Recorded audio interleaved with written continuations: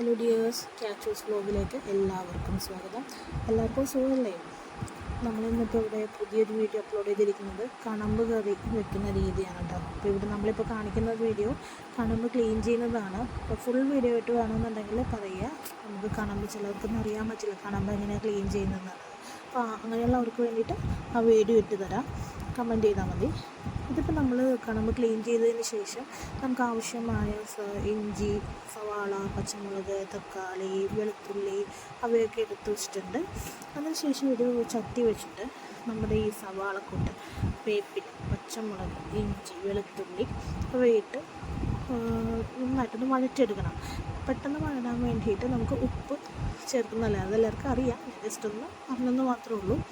പിന്നെ നമുക്ക് ആവശ്യത്തിനുള്ള മുളക് പൊടി, മഞ്ഞൾപ്പൊടി, മല്ലിപ്പൊടി അവയിട്ട് ഒന്നും കൂടി ഒന്ന് വഴറ്റിയെടുക്കുക. നന്നായിട്ടൊന്ന് മുരിഞ്ഞ് വരുമ്പോഴേക്കും നമ്മുടെ തക്കാളിയും കൂടി ചേർത്ത് തക്കാളി നന്നായിട്ടൊന്ന് ഉടഞ്ഞു വരണം. എന്നിട്ട് ആവശ്യത്തിനുള്ള വെള്ളം ഒഴിച്ച് ഗ്രേവി ഒന്ന് തിളച്ച് വരുമ്പോഴേക്കും നമ്മൾ വിനാഗിരി ഇടുന്ന കാര്യം മറക്കരുത്. ആവശ്യത്തിനുള്ള വിനാഗിരി ചേർക്കുക. വിനാഗിരി എന്ന് വെച്ചാൽ ചുരുക്ക, പലയിടത്ത് പല രീതിയിലാണല്ലോ അറിയപ്പെടുന്നത്, ഒന്ന് ശ്രദ്ധിക്കുക.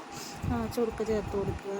അതിനുശേഷം ഗ്രേവി ഒന്ന് തിളച്ച് വരുമ്പോഴേക്കും മീനുകളൊക്കെ ഒന്ന് അതിനകത്തേക്ക് ആ ഗ്രേവിയിലൊന്ന് മുക്കിയിടുക. അധികം ചാറ് വേണ്ട, ആവശ്യത്തിനുള്ള ചാറ് മതി. കണമ്പ് പോലുള്ള മീനുകൾ അധികം ചാറ് ഇല്ലാതെ വെക്കുന്നതാണ് കൂടുതൽ ടേസ്റ്റ്. അപ്പോൾ ഈ തക്കാളിയുടെ ടേസ്റ്റൊക്കെ കൂടി ആകുമ്പോഴേക്കും, ഈ തക്കാളി ഓപ്ഷനാട്ടോ, ആവശ്യമുള്ളവർക്ക് ചേർക്കാം. അതുപോലെ മല്ലിപ്പൊടി ആണെങ്കിൽ ആവശ്യമുള്ളവർക്ക് ചേർക്കാം.